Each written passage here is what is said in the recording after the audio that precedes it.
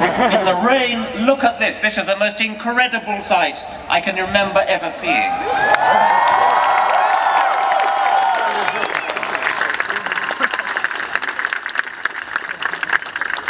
The sharper critical thinkers among you may have discerned that I don't come from these parts.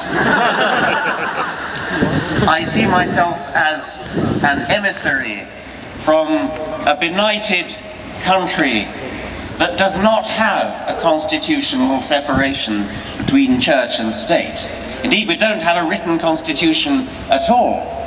We have a head of state who is also the head of the Church of England.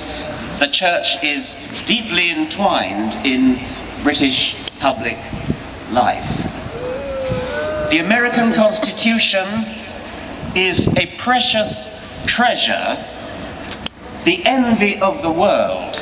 The First Amendment to the Constitution, which enshrines the separation between church and state, is the model for secular constitutions the world over and deserves to be imitated the world over.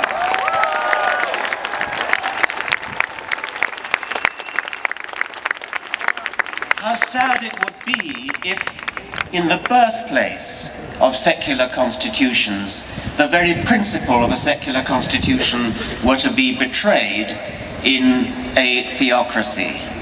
And it's come close to that. How could anyone rally against reason? How is it necessary to have a rally for reason? Reason means basing your life on evidence and on logic, which is how you deduce the consequences of evidence. In 100 years' time, it seems to me inconceivable that anybody could want to have a rally for reason. By that time, we'll either have blown ourselves up, or we'll have become so civilized that we no longer need it. I must keep an eye on the time.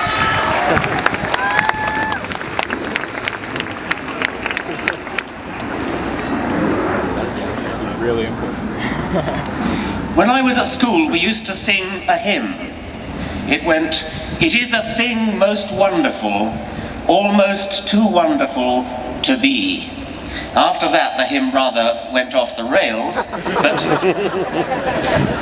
those first two lines have inspired me ever since. It is a thing most wonderful that on this once barren rock, orbiting a rather mediocre star on the edge of a rather ordinary galaxy, on this rock, a remarkable process called evolution by natural selection has given rise to the magnificent diversity of complexity of life, the elegance, the beauty, and the illusion of design which we see all around us, has given rise in the last million years or so to a species, our species, with a brain big enough to comprehend that process, to comprehend how we came to be here,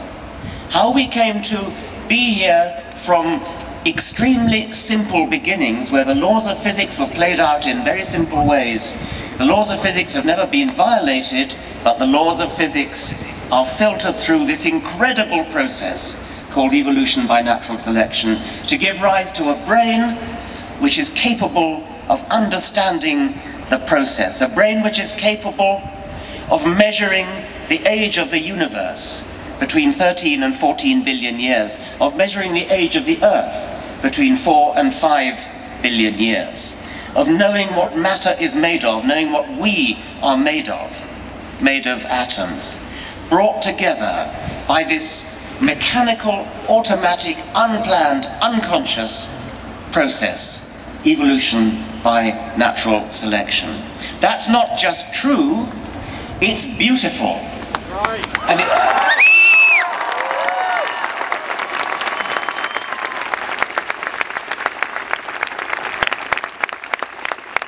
it's beautiful because it's true, and it's almost too good to be true. How is it conceivable that the laws of physics should conspire together without guidance, without direction, without any intelligence to bring us into the world. Now we do have intelligence.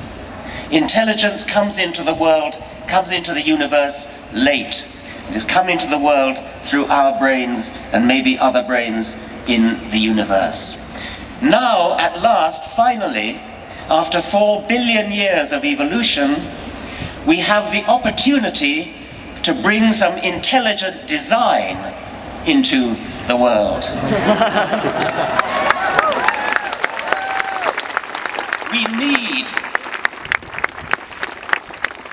We need intelligent design. We need to intelligently design our morals, our ethics, our politics, our society. We need to intelligently design the way we run our lives, not look back to scrolls. I was going to say ancient scrolls. They're not even very ancient. About 800 BC, the book of Genesis was written. I am often accused of expressing contempt and despising religious people.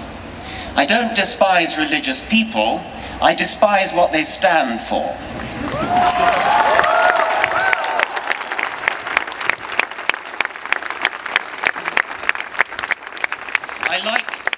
I like to quote the British journalist Johann Hari,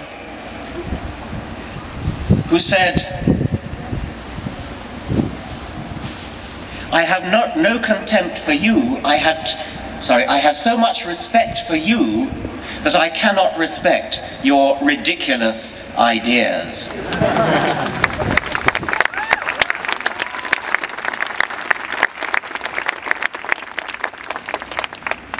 The electromagnetic spectrum runs all the way from extremely long wave, radio wave end of the spectrum to gamma rays at the very short wave end of the spectrum. And visible light, that which we can see, is a tiny little sliver in the middle of that electromagnetic spectrum. Science has broadened out our perception of that spectrum to long-wave radio waves on the one hand and gamma rays on the other. I take that as being symbolic of what science does generally. It takes our little vision, our little parochial small vision, and broadens it out. And that is a magnificent vision for what science can do. Science makes us see what we couldn't see before. Religion does its best to snuff out even that light which we can see.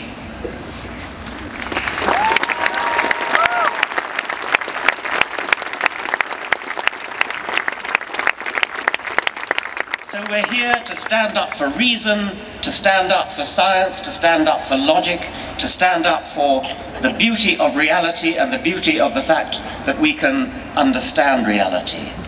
I hope that this meeting will be a turning point. I'm sure many people have said that already. I like to think of the physical analogy of a critical mass. There are too many people in this country. There are too many people in this country who have been cowed into fear of coming out as atheists or secularists or agnostics. We are far more numerous than anybody realizes.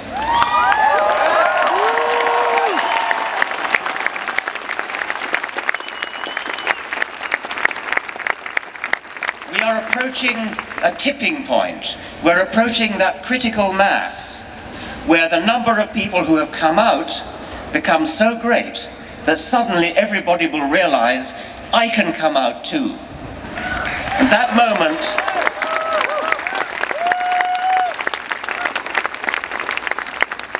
moment is not far away now, and I think that with hindsight, this rally in Washington will be seen as a very significant tipping point on the road.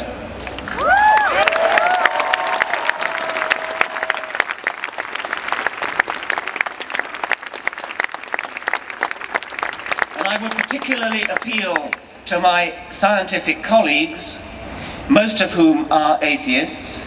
If you look at the members of the National Academy of Sciences, about 90% of them are non-believers, an exact mirror image of the official figures of the country at large. If you look at the Royal Society of London, the equivalent for the British Commonwealth, again, about 90% of them are atheists. But they mostly keep quiet about it. They're not ashamed of it, they just can't be bothered to come out and express what they feel. They think religion is just simply boring, and they're not going to bother to even stand up and oppose it. They need to come out. Religion is an important phenomenon. 40% at least of the American population, according to opinion polls, think that the world, the universe indeed, is less than 10,000 years old. That's not just an error, that's a preposterous error. I've done the calculation before, and it's equivalent to believing that the width of North America from Washington to San Francisco is equal to about 8 yards.